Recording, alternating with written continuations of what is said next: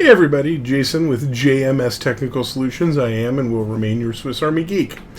What I wanted to talk about today, when is it time to buy a new computer? And this is kind of a hotly debated topic because there are people out there who say you need to buy a new computer every couple years. There are people who say you need to buy a computer every 5 years. Some people say 10 years. Some people hold on to their computers until they stop working. And they literally run them into the ground and wait for them to break. I am not a huge fan of having a set date in mind because I think how long you should hold on your computer is largely a question of what did you invest into the computer in the first place. If you bought a higher quality machine, it's going to last longer. So I think there's no natural answer to that. However, I do think there are guidelines which make a lot of sense. And the first guideline is you should replace your computer if it is absolutely brutally slow, and if you consult with a technician, myself, anyone else, and the cost to upgrade it exceeds its market value. That's an automatic yes, it's time to get a new one. And that's going to happen most of the time when a computer is between, not really between, above 7 years old. If a computer is 7 years old, it very likely does not have any value left in it that's going to exceed the value of an upgrade. And when I say upgrades, I'm talking about the primary two things you can upgrade on a computer, which is going to be your memory and your hard drive.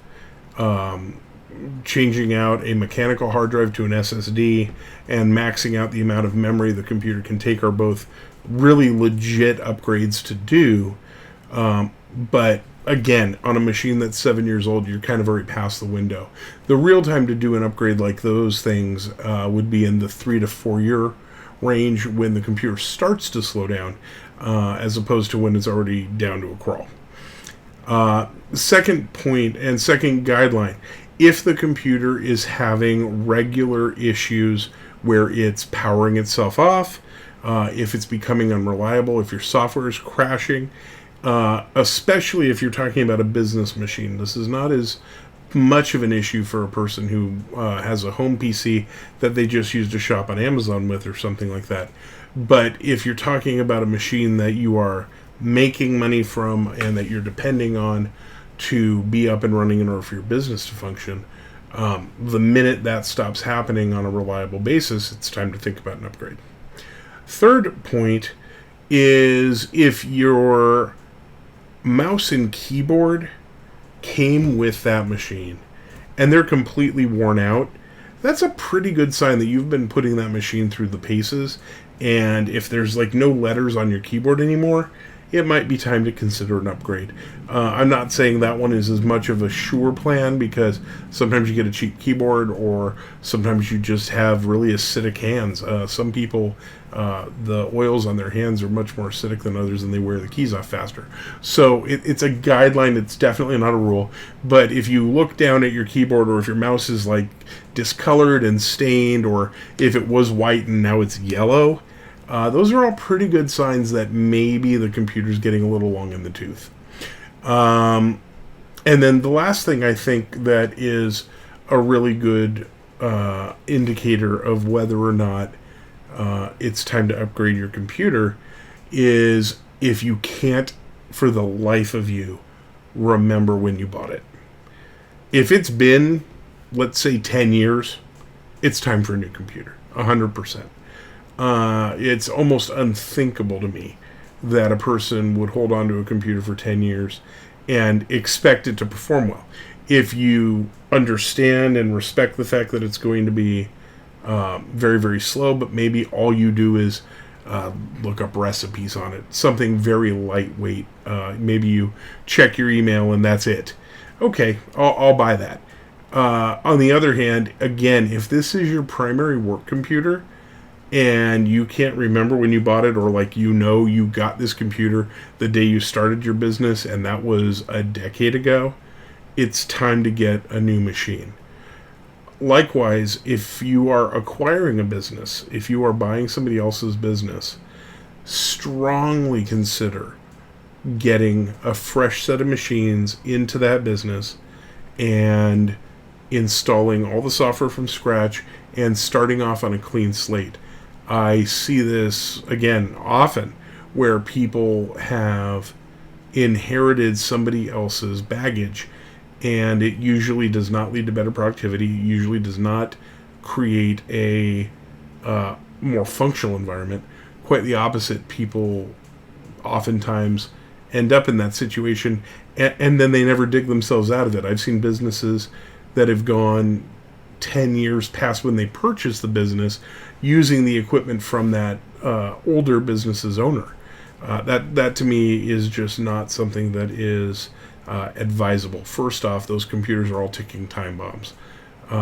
They could crash on a moment's notice. You really can't have any kind of assurance at that age. And secondly, they're not productive. I was in an office today, in point of fact, and just to install Microsoft Office on one of the machines, because it was a really old machine with low specifications, it took over an hour and a half to download and install Microsoft Office on that machine. And to put that in perspective, that means that it cost almost as much in my labor as the computer was worth, and that was just to put Office on it. That machine could still die tomorrow, and I can't prevent that. It is what it is. So, when you are looking at your office, when you're looking at your machines, really take the time to consider if this machine is important to me, if the position that it fills is important to me. Do I need to upgrade it? Do I need to buy a new one? So let's talk about your options. If you do think it's time to do something with it, the first option is upgrade. The first option is definitely, let's look at it. Let's decide if it's upgradable, how much it'll cost to upgrade it, and is it worth it? Second choice is pick up a newer used machine. And this is more of an issue of, budget. If you don't have the money to afford a really high-end machine, buying a couple years ago's really high-end machine for a fraction of the money may be a really attractive option. Certainly, I would think better than keeping the machine you have. And if you can get two new machines or two newer machines for the same price as one brand new machine off the shelf, I think it's worth considering. I can tell my viewers for a fact, as of today's video, I personally have resources and connections where I could replace an entire office with viable, usable machines. Let's say 5 workstations for under $2,000 for all 5 workstations delivered, set up, the whole works. So to me, if you're talking about that kind of dollars to really, really revamp and refurbish an office, I think it's worth considering. And the last choice is, of course, buy off the shelf. And if you're buying off the shelf, the good news is you're not inheriting anybody else's problems. The bad news is oftentimes you have a lot of stuff that you need to take off the machine because they come with all this manufacturer's crap. But other than that, you're going to get the best of the options if you buy your own brand new off-the-shelf machine. In terms of what should you buy, it's very specific to your individual needs. Generally, what I find is 1 or 2 people in the office need a machine that is probably a cut above the rest of the machines. So usually what I advise people to do is set aside the budget to have a couple of really powerful workstations, and the rest of them can be relatively lightweight. Do you need a server? Maybe, maybe not. Again, it's very subjective. But again, if you do need a server, you certainly don't want to go 10 years before you replace that server. If that server is important, it needs to be maintained. It needs to be kept up, upgraded. You need to make sure there's still space on it to continue growing your information, and on and on. So don't, I guess would be my biggest advice to everyone watching.